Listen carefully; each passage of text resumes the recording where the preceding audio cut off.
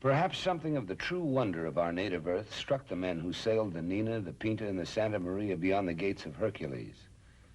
And perhaps there are those today who pause before the miracles of travel into space and beneath the sea.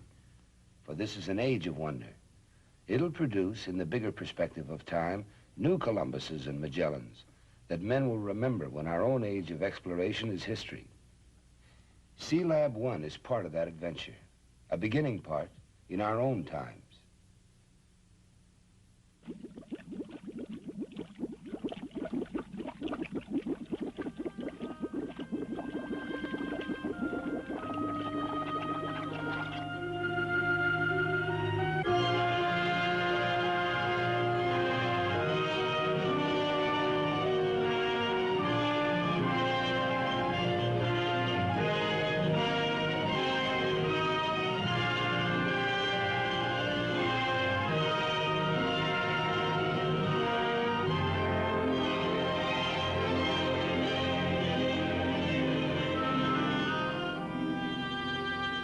A free-swimming diver moves through the realm that was once called the silent world, if only because there were no men to hear the sounds and understand the message from the deep. On his back, the scuba gear proclaims him, for all his presumption, an outlander to this realm, an alien. In times beyond the telling, all that lived upon our planet were native to these waters.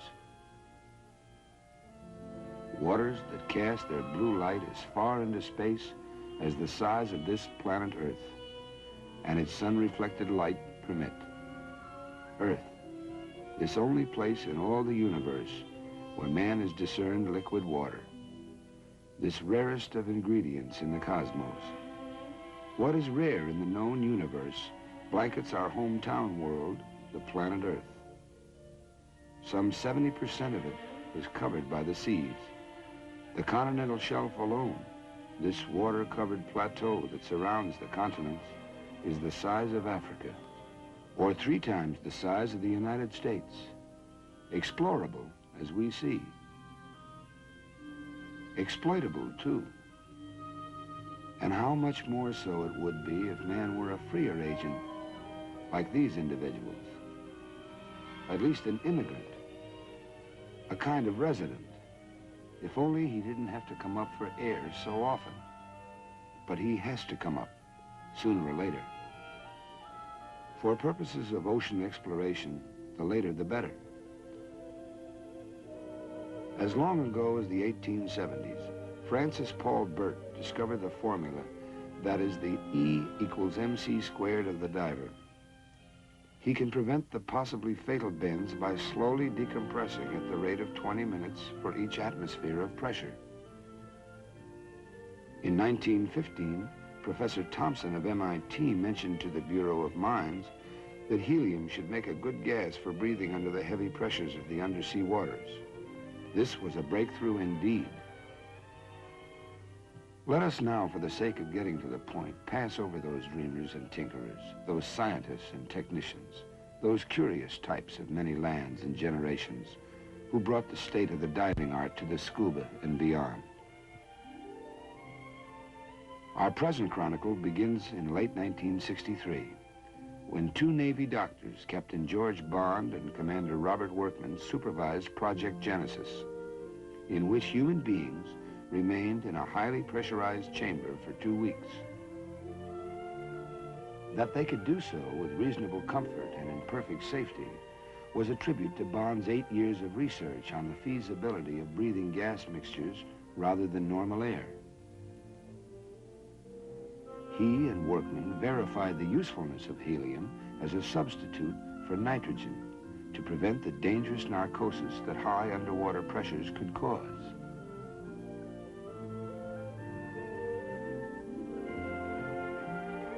Let us now leap forward in time to midsummer 1964.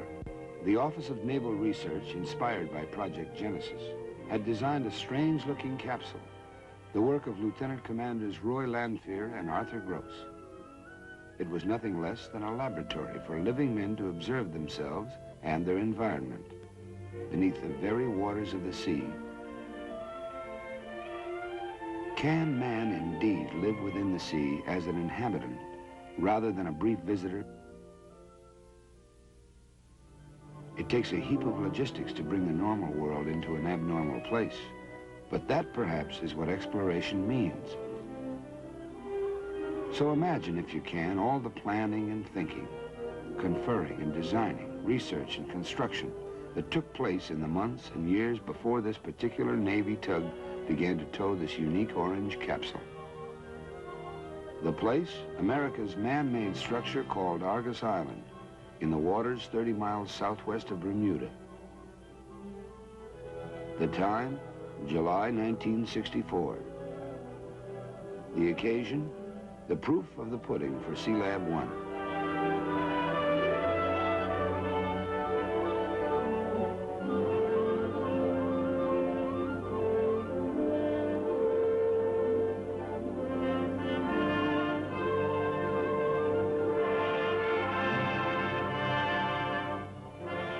The protagonists, the U.S. Navy, in the persons of hundreds of scientists, technicians, engineers, divers, navigators, and auxiliary personnel.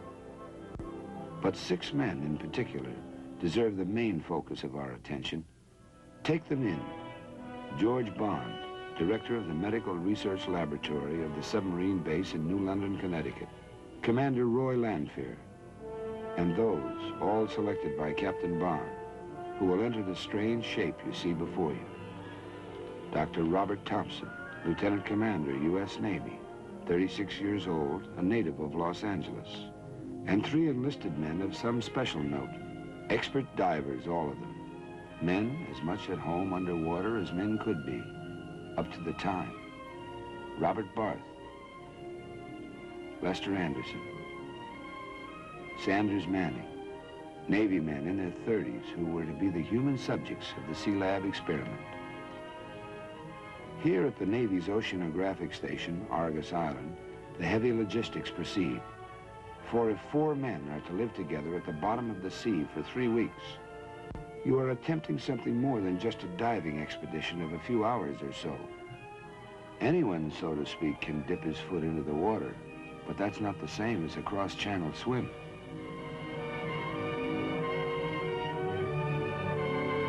Comes the time for all the maneuvering and preparations, all the testing and retesting, when you stop cutting bait and start to fish.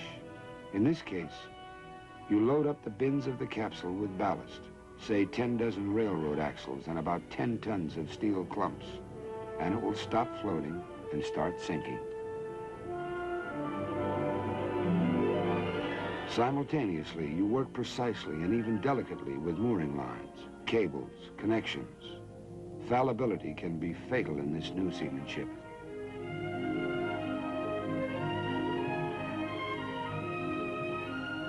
At this point in oceanographic exploration, a man can still use his umbilical cord.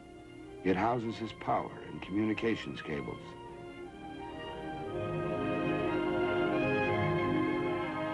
Hovering around beneath the surface in the manner of anxious midwives, the divers make certain that all is well.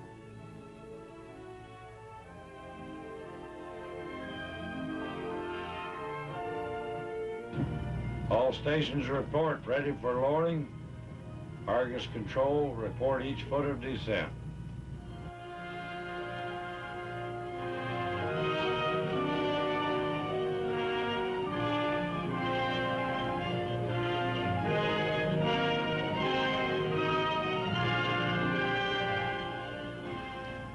"61 feet, aye. 62 feet, aye. 63 feet, aye.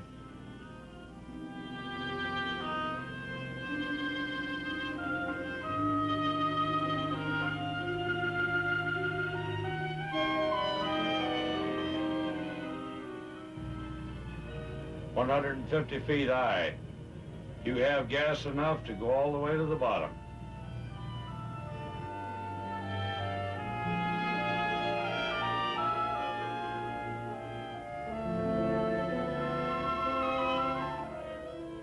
SEALAB I on the bottom, aye.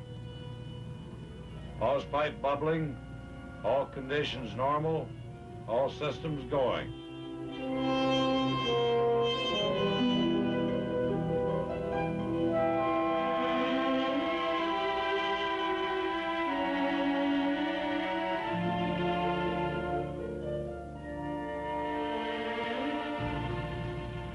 Mazzoni, will you check the absolute pressure, please? 95.1 on the bottom. SEALAB I, our orange capsule, has not yet received its complement of mankind. The deep, dark blue ocean of Lord Byron is a lot more interesting if you can, in Captain Bond's words, make man a free agent in the sea, not just for a few minutes, but for days. And so 4 men entered the submersible decompression chamber, or SDC, to take an elevator ride 192 feet down to the bottom of the sea.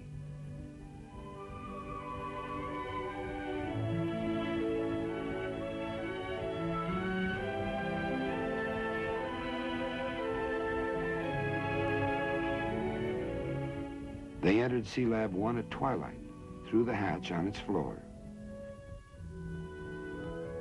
Because inside pressure had been equalized with the outside water pressure, the hatch was left open.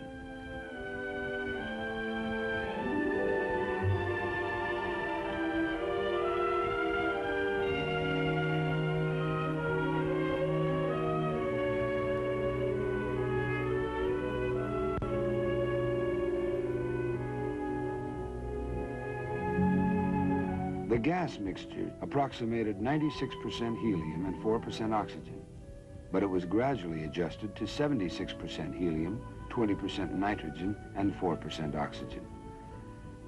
The interface of water at the open hatch tended to absorb the nitrogen faster than the other gases. Normal air, of course, contains 78% nitrogen, but at the SEALAB's pressure, it would be forced into the bloodstream to create nitrogen narcosis, a dangerous, intoxicating condition. Topside, Captain Bond kept in constant touch with his protégés below. Referring to himself as Papa Topside and to them as his children, he managed nonetheless to keep the foursome undisgruntled because of their deep respect for him. Hadn't he, after all, taken some hefty dives of his own, including one of 302 feet in 54 seconds back in 1958, wearing only a life jacket? That was about 3 times as far as experts considered a safe limit. The television monitor topside takes in the spectacle of fooling around with a fishing rod on the back porch. Even in these depths, privacy is not all that easy. The video eye of Big Brother takes it all in. A man can do many things theoretically. He can, for example, assume a certain atmosphere on Mars and then deduce its effect on a human being. But there's nothing like being there. So blood samples from a man 192 feet below the surface of the sea are worth the taking and the logging.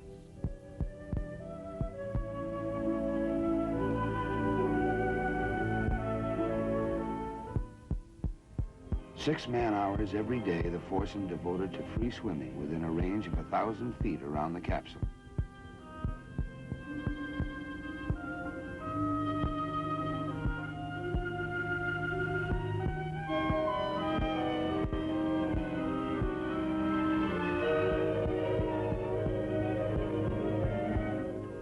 They set up gear for scientific experiments along the bottomland of white coral sand. They squinted at the legs of the Argus Island Tower to see how the welding seams were, to note corrosion, to take in this new countryside just beyond their back porch.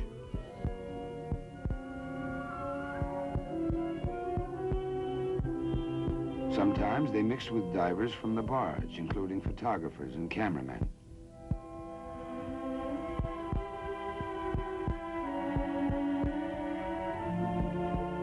Columbus and Magellan did not have such scribes as these, who, for all their press privileges, must decompress like anyone else if they wish to come up to the surface alive.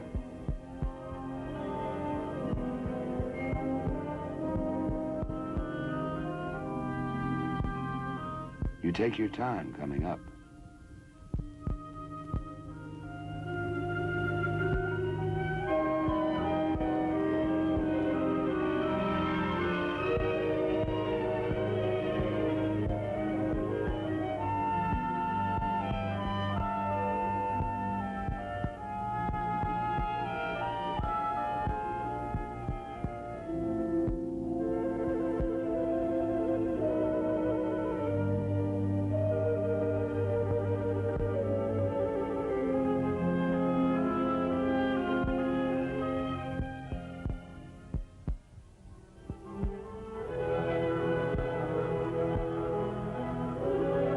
Master Diver Sheets typifies this new breed of explorer, technician, athlete, seaman, who understands the principles of seamanship and the mysteries of the underwater realm, pressure and decompression, breathable and unbreathable gas mixtures, and the seamanship of buoyant capsules and lines and rigging and ballast and supply within the deeps. For this too is seamanship, this art and science of man upon the sea and within the sea.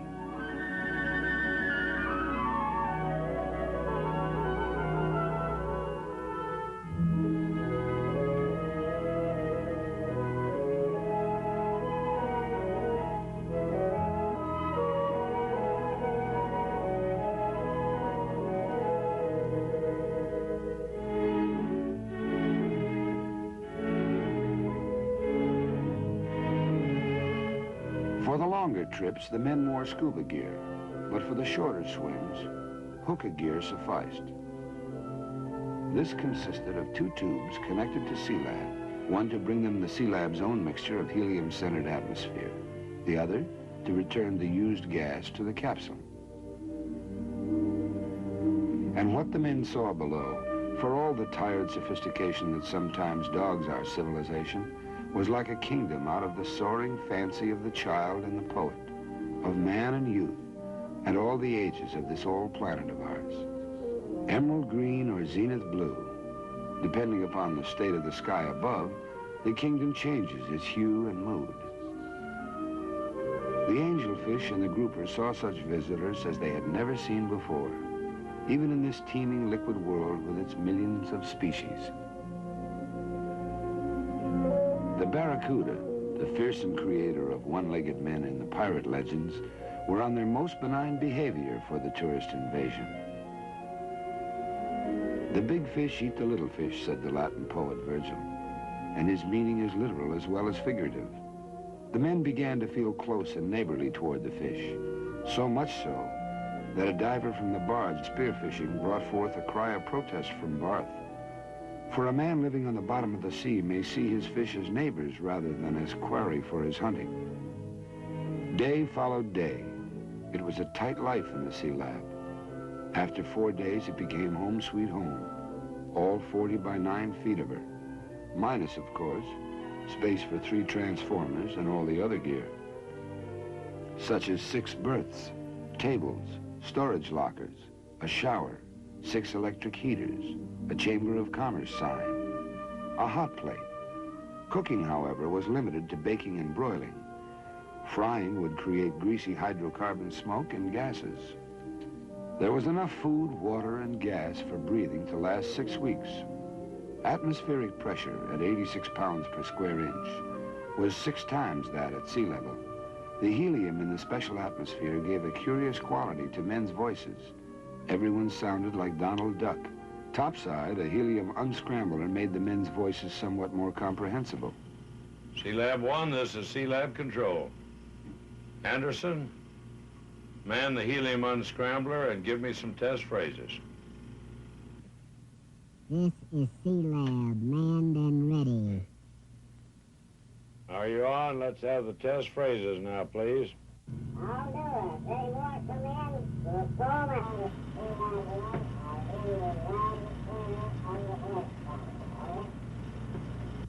That's very good. I hear you loud and clear on the scrambler. The SEALAB atmosphere did not contain enough oxygen to light a match, hence no smoking. It also permitted the men to bring water to a heat far above its sea level boiling point, but without a trace of steam or vapor. Open a soft drink and the bottle would suck air in rather than fizzing out. Let us remember these rare moments on the ocean bottom. Manning and Anderson playing cribbage before bedtime. Going topside after a visit to the SEALAB, Captain Walter Mazzoni, Technical Project Officer. Mail delivery, about as prompt as anywhere else under the American flag. But the dented plastic jug shows what pressure can do. They also serve who only endure, day after day and night after night beneath the sea. There was time to loaf and time to read, as well as to work. For a man that endures, a man who simply is triumph enough 192 feet down. Dr. Thompson keeps a medical mind focused on the others, who indeed are busy enough with their daily swims, collecting bottom samples, checking gas cylinders, and taking pictures for later analysis.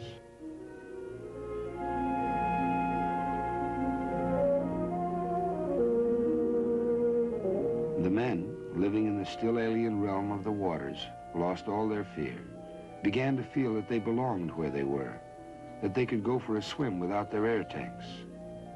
You even forgot you had to go back to SEALAB for air, Dr. Thompson recalls. One night I dreamed I was breathing oxygen from the sea. There came forth here beneath the sea a dailiness and a routine that were in themselves a mute tribute to man's power of adaptation. If here, why not on the moon? Why not on Mars? And so it went for 11 days. But on the 11th day, intimations, forebodings from the look of things. Topside, trouble brewing in the form of a tropical disturbance, the weatherman's tentative euphemism for what later became a full-fledged hurricane. Hurried conferences, evaluations, decision to abandon Operation SEALAB after 11 of the 21 programmed days. From below, objections, complaints. But the risk to topside support ships and personnel, and therefore in time, to all concerned, was too great. So began the ascent. The men stayed in the SEALAB for 2 nights and a day while it was slowly raised at the rate of 1 foot every 20 minutes. At which pace, the men within became accustomed to the decreasing pressure as they neared the surface. But at the 84-foot level, trouble. Already the sea upon the surface was churning from the rising winds, and the surge carried below, rocking the SEALAB capsule back and forth. Decompression pressures could no longer be contained. So, at 84 feet, the men transferred to the submersible decompression chamber to rise to the surface, where they remained another 25 hours before they saw, once again, the light of atmospheric day. Decompression took 55.5 hours in all. Had the men not ascended gradually, ridding themselves of the absorbed gas little by little, dangerous bubbles might have formed in their bloodstreams and risen to their brains, a fatal probability. This danger, Both said, is the monkey on every diver's back. It's tedious, of course, waiting it out in the SDC, but tedium is preferable to death. Patience is the most important virtue a diver can have.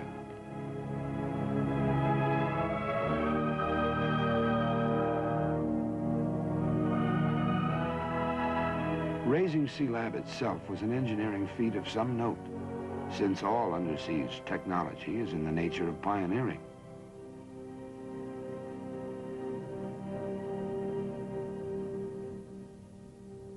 Scratched by cables rubbing against her, she emerged none the worse for the 11-day weight of the ocean upon her. And when the men have gone, the sea remains. From its teeming deeps are fish and plankton and algae enough to feed the entire foreseeable Earth, if men will learn how to harvest these fertile waters. The sea remains, rich in minerals of all kinds, some of them, like oil, already in production. The sea remains for SEALAB and her descendants, for those who will go down to the bottom of it and stay long enough to do some thinking and some work.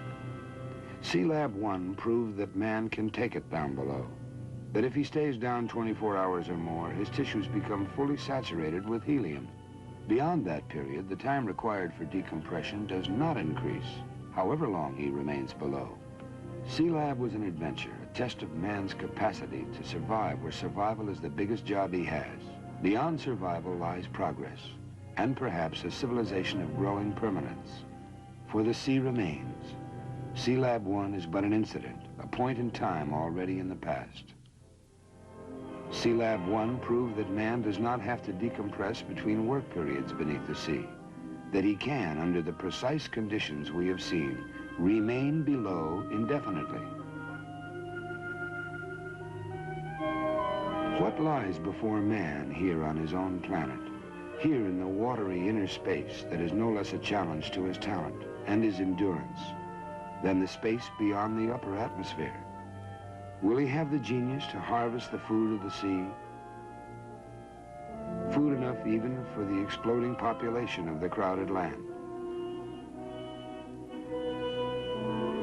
Will he build factories to process the seafood? Or will he, in this less than perfect world, use the underwater realm for military purposes? Will there be manned outposts on the ocean bottom, fortresses, submarine bases, supply depots? Will he build for the better life, resort hotels, sightseeing, and scientific buildings within these waters? Will he mine the elements, everything from iron to cadmium, from aluminum to oil, that rest unexploited within this planet Earth beneath the sea? We are reminded of the words of the late John F. Kennedy. We are just at the threshold of our knowledge of the oceans, he said. Already their military importance, their potential for weather predictions, for food and for minerals is evident. Knowledge of the oceans is more than a matter of curiosity. Our very survival may hinge upon it. SEALAB I is a part of the strange, colorful hardware of our age. An age chock full of wonders, but still a time when there remains unknown realms for men in which to adventure. Adventure, yes, but more important is the knowledge gained from scientific investigation of the unknown. From knowledge comes strength, a step in progress toward the essential strategic goals of the future, which will require increasing utilization of the vast oceanic areas for our security.